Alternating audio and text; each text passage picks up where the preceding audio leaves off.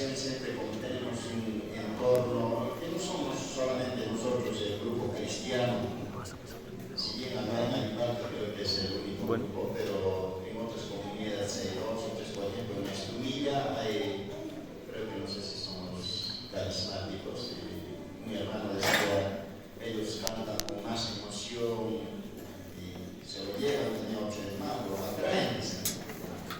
Y en Estumilla, ya hablando de las ciudades, y hay decenas de otros grupos, ¿no? Y mucho más poderosos, ¿no? Incluso vemos sus salones, son de grupo, tienen un diseño arquitectónico muy atractivo.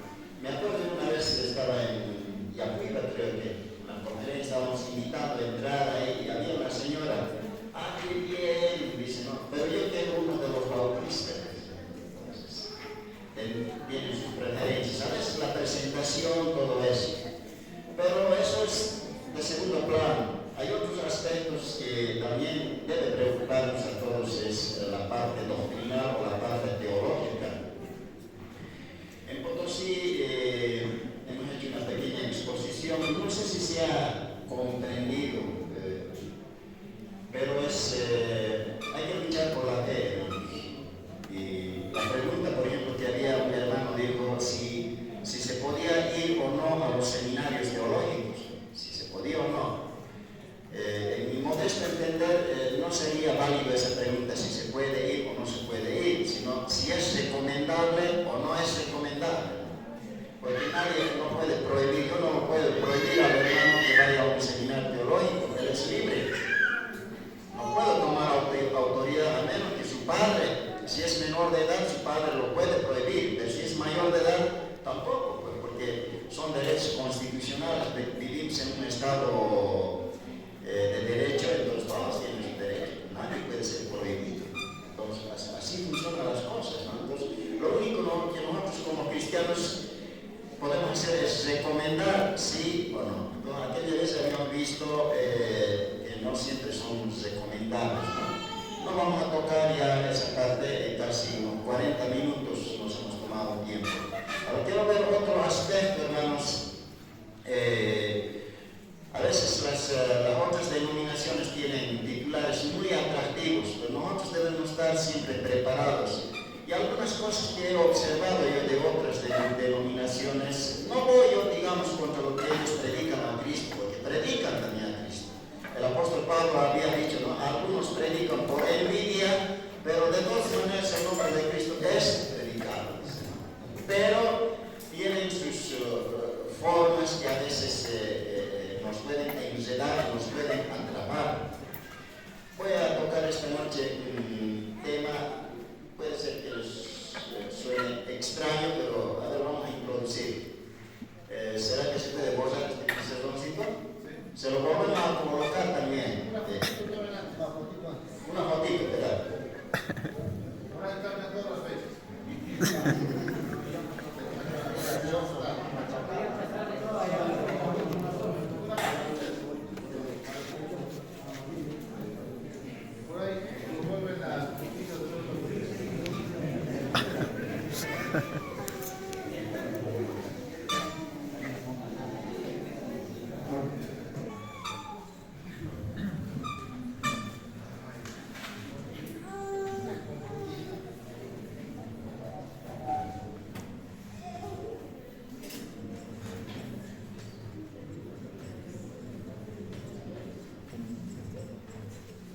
Bien, los que leen, dice terminologías teológicas, o también términos teológicos. Nosotros usamos también terminologías teológicas, pero ya vamos a llegar en su momento. Para empezar, ¿qué serán las terminologías? Por ejemplo, viendo en esta sociedad, los diferentes rubros tienen sus términos de su carrera o de su materia, ¿no? Por ejemplo, en medicina tienen sus términos técnicos, ahí se llaman términos. En medicina, por ejemplo, un término técnico es presión alta. Presión alta le has oído ya. Todos saben que es presión alta, ¿verdad? Sal, no tienen que comer sal, o sea, ya recomiendan. O sea que esa palabrita gobierna no solamente los pensamientos, gobierna nuestros hechos. Si tienes presión alta, no, sal, no le den.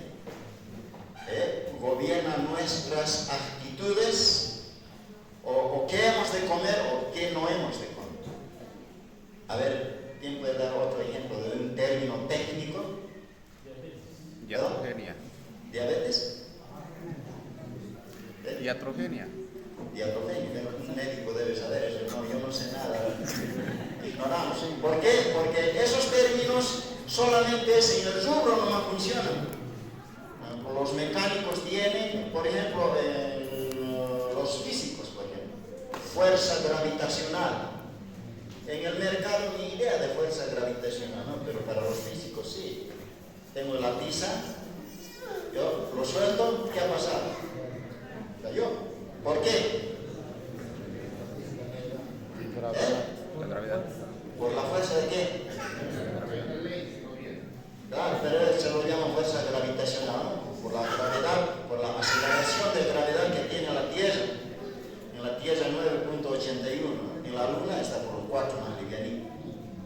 Bien, entonces esos son términos, los abogados también tienen, por ejemplo, habeas corpus, jurisprudencia. ¿Qué será? Entre ellos sirve, pero para nosotros que somos ajenos, ignorantes en esa materia, no nos sirve. Bien, ya tenemos más o menos una idea.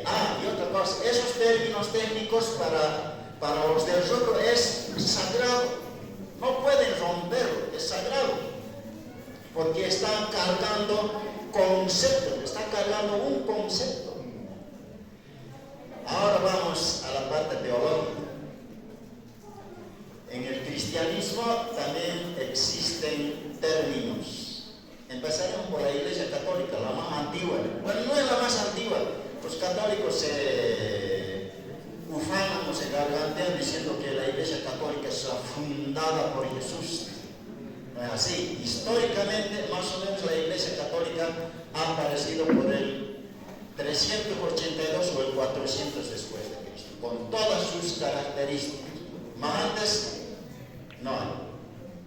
Pero la Iglesia Católica, por ejemplo, tiene un término teológico. Uno facilito.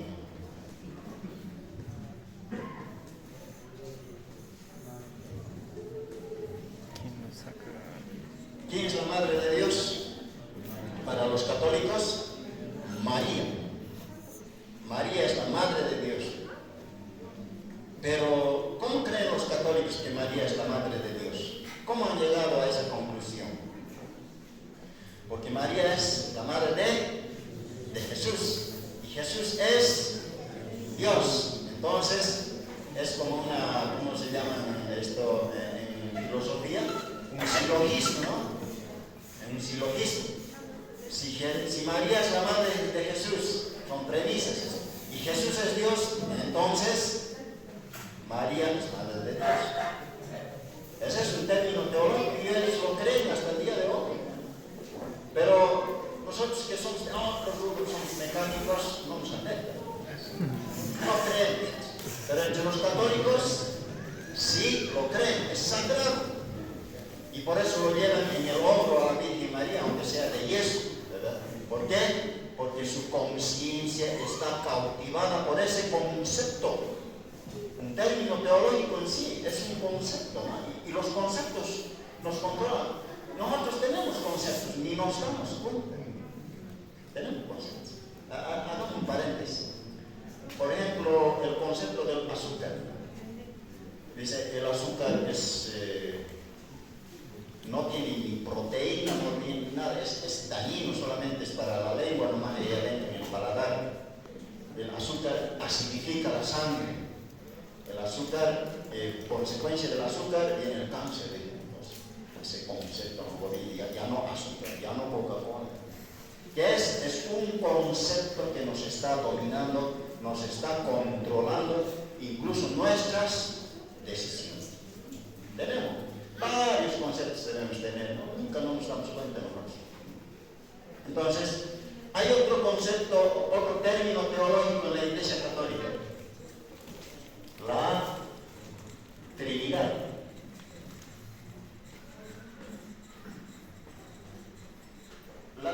es una fórmula católica. Cuando lo han formulado, el año 382 en el segundo concilio de Constantinopla, Nicea en el 325. En el de Nicea decían que Jesús no es Dios. Entonces, en ese concilio los católicos han dicho que Jesús es Dios. Y el emperador Constantino, que se ha hecho cristiano, ha dicho que Jesús es Dios y los ha excomulgado o los ha mandado a la cárcel como era emperador, y todos han dicho que Jesús es Dios. Pero los asianos han pasado unas décadas y han dicho, pues el Espíritu Santo no es Dios. Y a Constantinopla, otro concilio, han dicho no, el Espíritu Santo también es un Dios, pero no sabían cómo presentar el producto. Hay que presentar el producto. Y entonces han buscado una palabrita, Trinidad. En este concepto o en este término teológico, ¿qué significado tiene esto? Dice, tres personas en un Dios con mayúscula. La fórmula de la Trinidad es tres personas en un Dios. ¿Bíblicamente es sustentable esto o no? ¿Sí? Texto.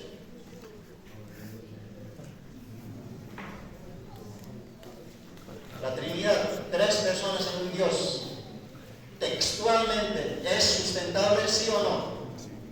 Génesis 1. No, no se puede. Por si acaso a Miguel de Cervet lo han mandado a la hoguera. Por hereje.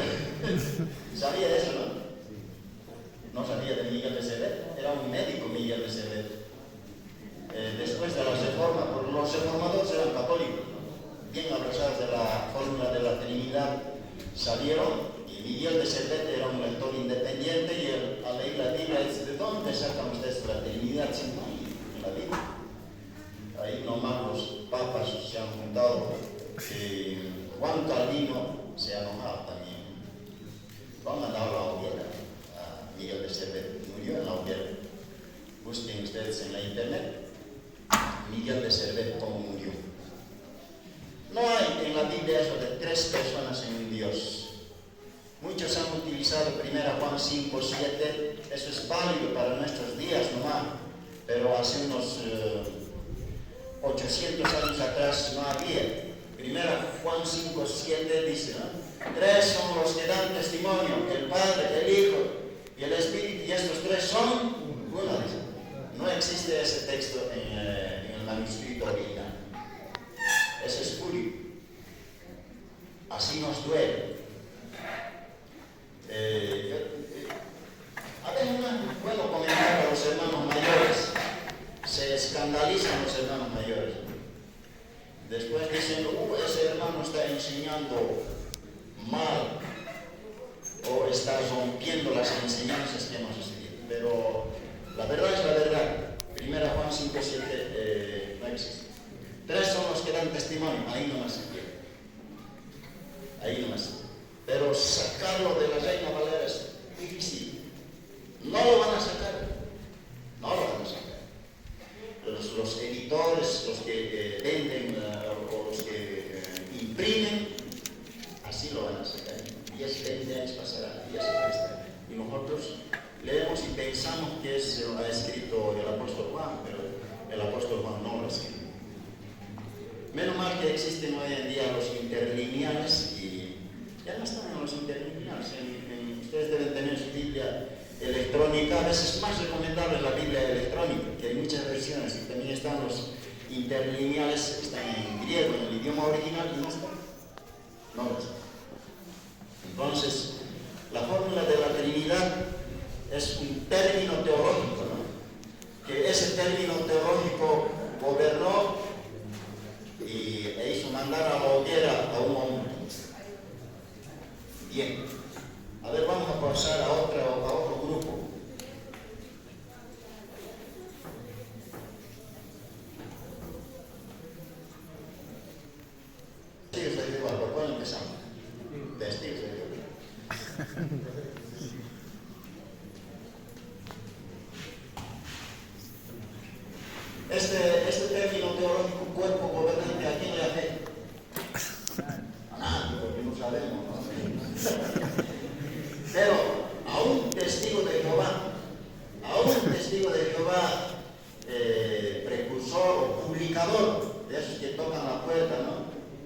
valientes los testigos de Jehová. Nosotros, ni entregar un folleto nos tiembla la mano. Testigo de Jehová, sea casa de una planta o sea una casa lujosa, toca. Sale, puede salir un señor alto, ojo celeste, bigotudo, igual abre su revista y ya tiene, está bien entrenado el testigo de Jehová. Para esta persona, para este publicador, esta frase o este término teológico es sagrado. Si el día de mañana, ¿cuál es tu nombre, hermano? Efraín, si se vuelve testigo de Jehová, a 2 años, sagrado. ¿Por qué? Porque también tiene un concepto, una carga de significados. Según la teología de los testigos de Jehová, dice que Dios, antes de 1914, a ver, vamos a simbolizar a Dios como triángulo, porque generalmente utilizan eso, no por ahora, ¿no? Después no, tampoco es ese el símbolo de Dios. Y aquí está la tierra. Cuando Dios vio, dice, a la tierra, todos los grupos eran falsos, pero había un solo grupito que era verdadero. Y entre ellos estaba un hombre que se llamaba Carlos Casajuser. Y entonces Dios le aprobó a este grupo. Y Dios dijo, voy a impartir mi alimento espiritual, voy a revelar mis propósitos mediante este grupo, pues mediante esta persona parece. Pero cuando murió Russell, vino otro, finalmente hubo un grupito, creo que era de unas 10 personas, un grupito de 10 ancianos en Estados Unidos, en la ciudad de Nueva York. Ellos tenían varias personas de libro, tenían 2 bloques de edificios en la ciudad de Brooklyn. Este grupo de ancianos se llama cuerpo gobernante. Ahora, aquí está la clave. Solo este grupo de 10 personas puede interpretar la Biblia. Solo ellos. Así que los que tocan de puerta en puerta por las casas no interpretan. Hermanos, yo os hago aquí en el local. Nosotros interpretamos la Biblia, ¿sí o no? ¿Sí? Sí. ¿Usted interpreta la Biblia? ¿Ah? Sí. Interpretamos. A veces nos equivocamos, a veces nos están corrigiendo, otros nos están siguiendo. Igual hay que aguantar. Interpretamos. No está prohibido la interpretación dentro de nosotros. Pero en los testigos de Jehová está prohibido interpretar la Biblia. Prohibido hacer lectura independiente. Entonces, ¿cómo ellos entienden la Biblia o cómo estudian? Agarran otro librito particular, otra revista, que se llama la Atalaya. Ahí ya viene cocinado. La comida ya viene cocinada, solo tiene que ser calentar. Es como el McDonald's viniera ya de Estados Unidos, ¿no? Desde los cajones de Japón y Sakaria, coman así. Pero lo que nosotros aprendemos aquí, como es, no tenemos que un poquito lo voy a ilustrar. Tenemos que pelar la papa, tostar el arroz, carnecito, poner, no sé si nos sabe sabroso o no tan sabroso, pero servimos. Eso es lo que hacemos en los estudios. Pero los testigos de Jehová, ellos tienen que respetar al cuerpo gobernante, porque solo ellos pueden interpretar la Biblia.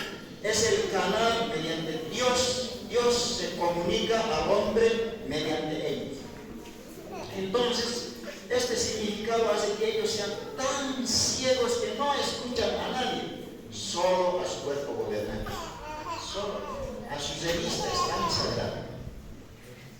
Bueno, entonces este es otro término. Podemos ver otro término teológico, pero ya no. Algún hermano también, no sé, eso quiere decir que no se está entendiendo tal vez.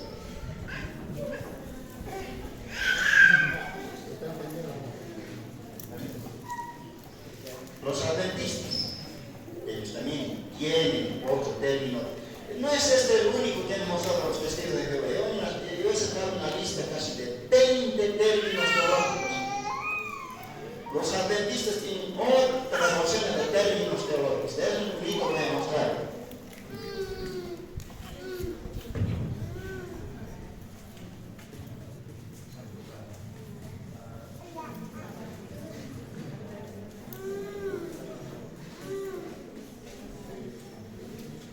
Este es otro término teológico. El sábado, sello de Dios. Para ellos, había una mujer, Ellen Armour White se llamaba, ella dijo que ¿cómo se puede identificar a los verdaderos cristianos? Dijo, el que guarda, dice que ella había visto una visión que Dios le habló y le dijo Dios, el que guarda mi sábado, ese tiene un sello que es hijo de Dios y va a ser salvo, no va a ser echado o no va a ser condenado. Los adventistas están tan seguros de que el sábado es el sello de Dios, guardan el sábado. No mueven una pala el día sábado los adventistas.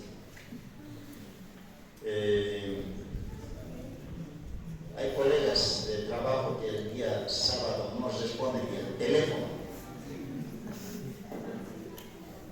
No venden. Si son comerciantes, los adventistas el día sábado no abren su venta. No abren. Y los que no guardamos el sábado, entonces somos dominguistas, hijos del demonio, de la agresión que ellos tienen hacia el otro. Entonces, vemos cómo un término teológico controla la mente, su parte espiritual del ser humano.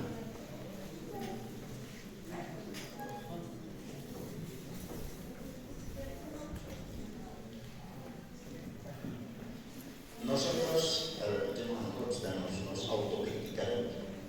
¿Tenemos términos teológicos o no? A ver, ¿sí? A ver, dame un ejemplo.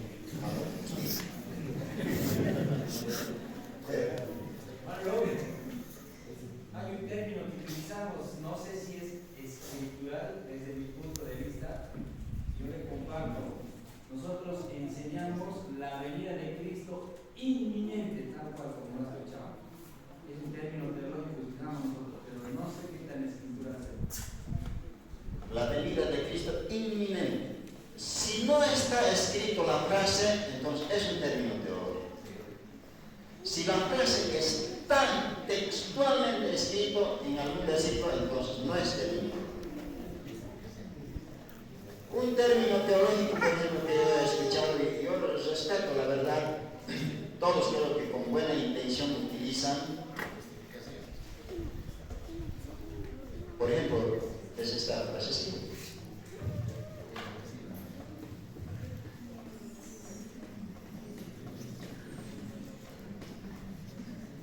Eclesiástica.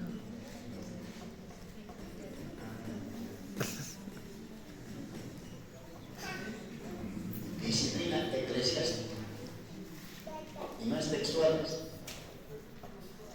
Hace muchos años escuché a un hermano exponer disciplina eclesiástica y yo digo, ¿dónde? Pero yo no he encontrado.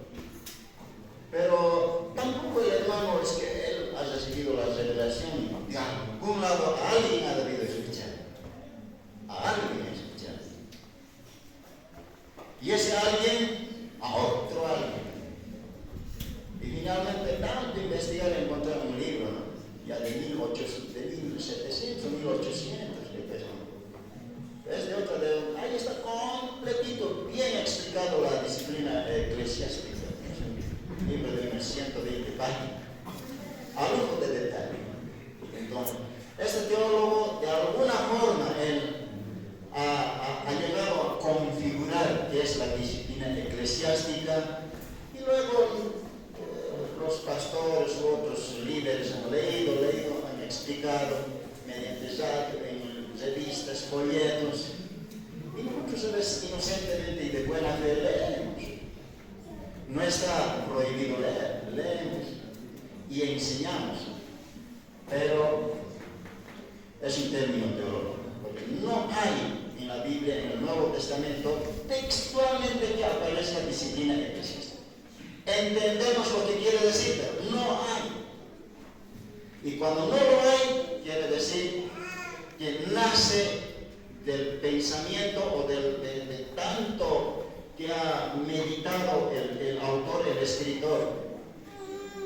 Y generalmente la disciplina eclesiástica se junta. En ese libro, ¿qué aparece? Aparece Mateo 18, ¿verdad? Luego aparece 1 Corintios 5 y Hebreos, para que no lo menciones. El más está con Mateo y 1 Corintios. Todos somos libres de interpretar. Aquí no viene comida cocinada de Brooklyn, ¿verdad? No tenemos un cuerpo gobernante. Aquí el Señor ha dicho, escudriñad las Escrituras. No es necesario que nadie les enseñe. Es la unción porque nos enseña.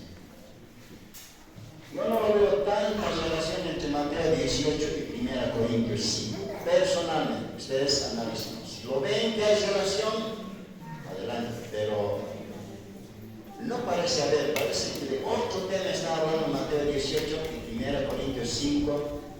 De todas maneras, es un término teológico esto que estamos hablando. Bueno, ya no tenemos mucho tiempo. Hay otro término teológico que hoy en día está cobrando bastante fuerza, pero que no es de nuestro medio. El término teológico es el siguiente.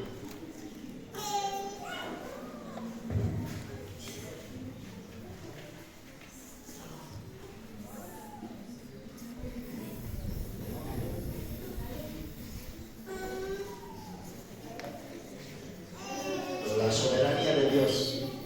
Este es un término teológico. Ahora vamos a preguntar. ¿Están de acuerdo con la soberanía de Dios? ¿Han escuchado para empezar? ¿O nunca? ¿O por primera vez estamos escuchando? ¿Primera vez, no? ¿Ya escuchó? ¿Usted qué opina de la soberanía de Dios?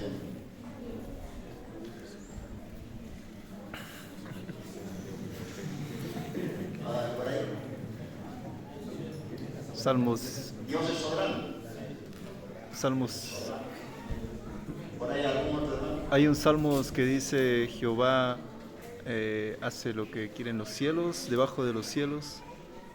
Ahí habla un poco, pero no dice la soberanía de Dios. No dice la soberanía. Sí. Pero es como que da a entender. Da a entender que Dios es soberano. Uh-huh. Para empezar, ¿qué quiere decir la palabra soberanía o soberano? Quiere decir gobierno. Gobierno quiere decir. Dios gobierna. Pero, ¿por qué no utilizan entonces gobierno en vez de decir la soberanía de Dios? Suena como más efectivo, más poderoso. Más poderosa soberanía de Dios que gobierno. ¿Por qué? Porque esta frasecita soberanía de Dios tiene 500 años de que se ha enriquecido su enseñanza, su doctrina. Detrás de esta frase hay una teología entera, bien grande, que controla las mentes. Había que averiguar a los, ¿cómo se dice? Por ejemplo, en la India, a los gurús, a que entran a los lugares sagrados, el gurú. Acá también tiene sus gurús la soberanía de Dios, ¿no? A los teólogos, aquellos que generan. Por ejemplo, ¿qué está detrás de la soberanía de Dios?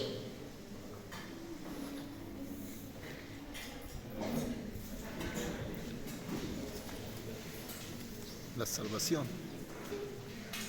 He podido escuchar, generalmente manejan esto de la soberanía de Dios, la iglesia reformada.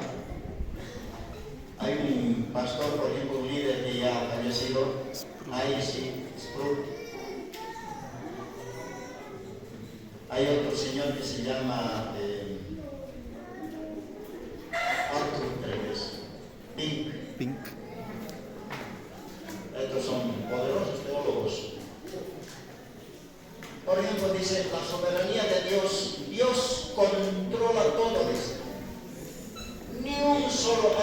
ni un solo átomo, ni una sola molécula en el espacio, en el universo está libre.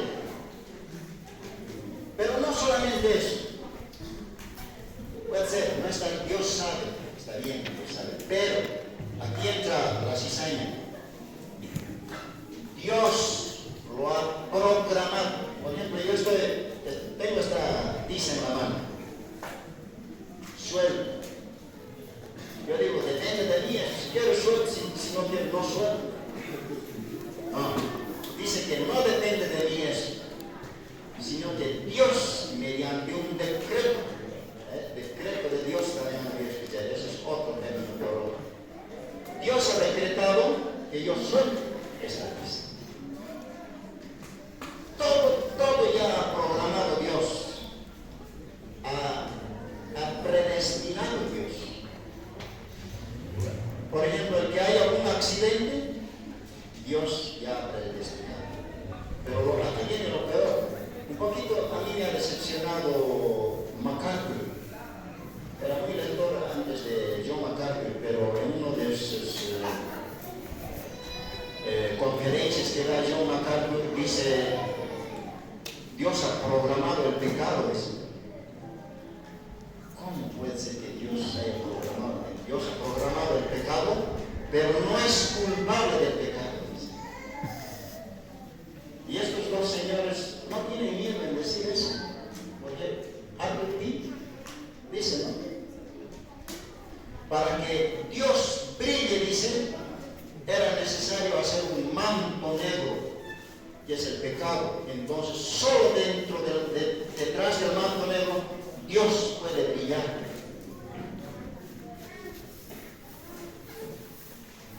Y parece que el pecado. Y el pecado no se le va a escapar, dice a Dios, porque Él lo está controlando. Él lo ha programado, y lo ha programado hasta ahí nomás. Y esto es todo, hermanos. Porque hoy en día, en el noticiero vemos, por ejemplo, hace 2 años atrás, un caso de un joven que había enterrado a 2 personas en el patio de su casa en La Paz, en el Alto. Todos los días en el noticiero sale que le han acuchillado o lo han prendido con fuego, asesinatos, violación, tantas cosas que hay.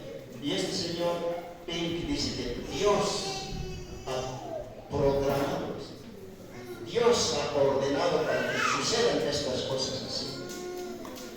¿Por qué? Porque eso es la soberanía de Dios.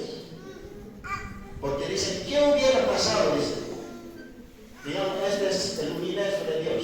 Ahí está el universo de Dios. Todos estamos ahí. Y hubiera existido un crimen. El crimen de Caín, por ejemplo. El crimen de Caín. Y Dios no hubiera programado eso. Entonces dice, ¿qué ha pasado? Hay un crimen en nuestra creación. ¿Qué? Al Espíritu Santo, ¿vos has ordenado? No, yo no he ordenado que no hay ningún crimen. Entonces, el Hijo ha debido programar. Jesús, ¿vos has programado, vos has autorizado este crimen? No, yo tampoco. Entonces, ¿quién nos ha sorprendido? Es porque nos hemos creado perfecto. O sea, soberanía. No. Este término teológico de soberanía de Dios dice que nada le sorprende a Dios, sino que Dios ha organizado el crimen. Dios ha programado. El señor Tim, por ejemplo, dice: el ladrón, el delincuente, aun cuando mata, roba, ni siquiera se da cuenta que Dios ya le ha preordenado que haga esas cosas. Hay un texto, vamos a leer esta noche, que está, no sé si está en Isaías, me van a ayudar, donde Dios, cuando mira a los israelitas o a los judíos, cuando echaban a sus hijos en la hoguera, los sacrificaban a Moloch, Dios dice: no ha subido a mi corazón semejante cosa. ¿Se acuerdan?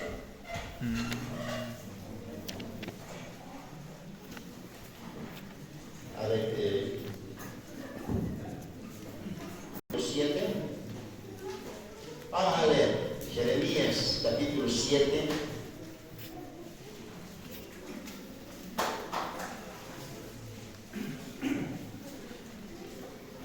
Dice así, Jeremías capítulo 7, versículo 31. Dice la palabra: y han edificado los lugares altos de Tophet, que están en el valle del hijo de Hinnom, para quemar al fuego a sus hijos y a sus hijas, cosa que yo no les mandé, ni subió a mi corazón. ¿Qué hacían los judíos? El rey Manasés, ¿qué había hecho?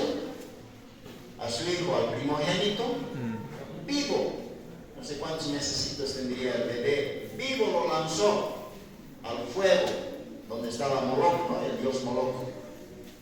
Pobre bebé llorando, ha debido, en segundos ha debido morir quemado. Y eso hacían los judíos.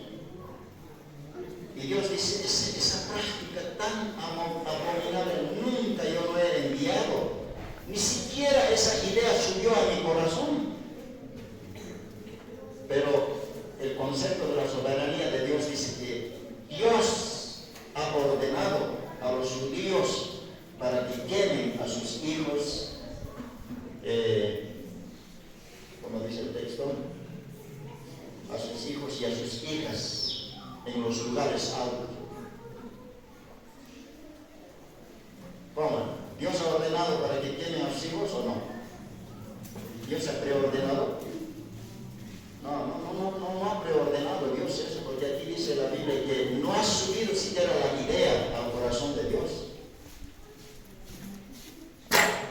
Este concepto, esta terminología de la soberanía de Dios dice que antes de crear el universo, antes Dios ha programado que así sucedan las cosas.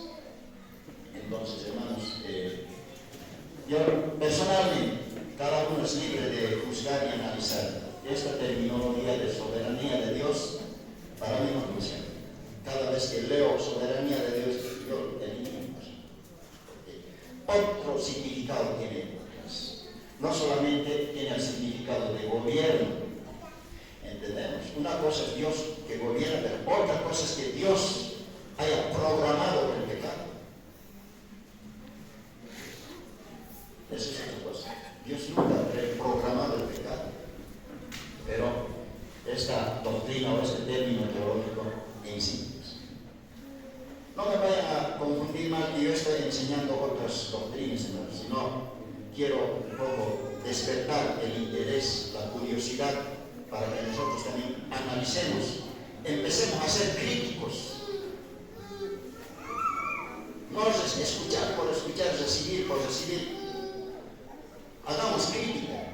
Es como los de Berea, ¿no? Ese texto no es Berea, ¿no? Está en Hechos.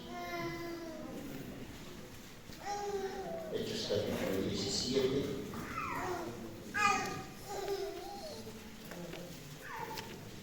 Versículo 10.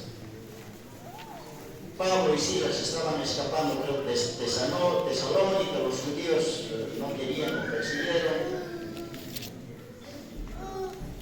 10 dice: inmediatamente los hermanos enviaron de noche a Pablo y a Silas hasta Berea, y ellos, habiendo llegado, entraron en la sinagoga de los judíos. Y estos eran más nobles que los que estaban en Tesalónica, pues se siguieron la palabra con toda solicitud, escudriñando cada día las Escrituras para ver si estas cosas eran así. ¿Estos hombres de Berea eran cristianos, sí o no? ¿Eran creyentes? No eran creyentes. No lo eran judíos. Y Pablo les llega con un mensaje. Y los de... Dice, ahora ahí hacemos un contraste acá. Dice que estos judíos de Berea eran más nobles que los judíos de Tesalónica.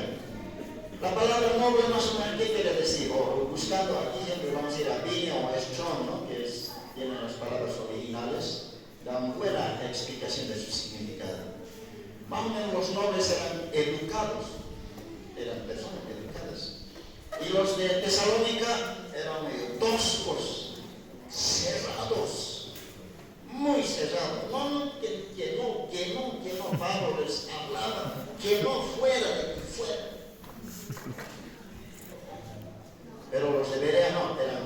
más educación tenían, mejor formación. Es como los filósofos. Los filósofos no se enojaban, escuchaban. A ver, ¿qué quiere decir este palabrero? Decían a Pablo, ¿no? en Atenas. No le decían, fuera, ¿quién fuera? No, ahora no. A ver, un nuevo predicador ahí. A ver, que venga, le escuchemos. ¿Qué quiere decir? Los filósofos eran personas con educación y estos de Berea eran educados. Ha llegado Pablo y Silas, a ver, escuchemos. ¿Le han escuchado? No es que le han gritado como los de Tesalónica, pedradas le han botado, no. ¿Le escucharon? Ah, bien. A ver, entonces vamos a escudriñar. Cada día escudriñaron las escrituras para ver si era así o no era así. Eso es crítica, hermano.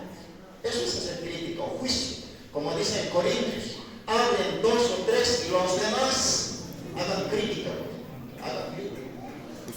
Si es así o no es así. Si alguien nos utiliza un término teológico, hagamos crítica. No lo vamos a recibir ojo cerrado, verdad es eso. Por ahí el cuerpo gobernante está viniendo. Entonces, hagamos. Eso, hermanos, veo mucha juventud ahí.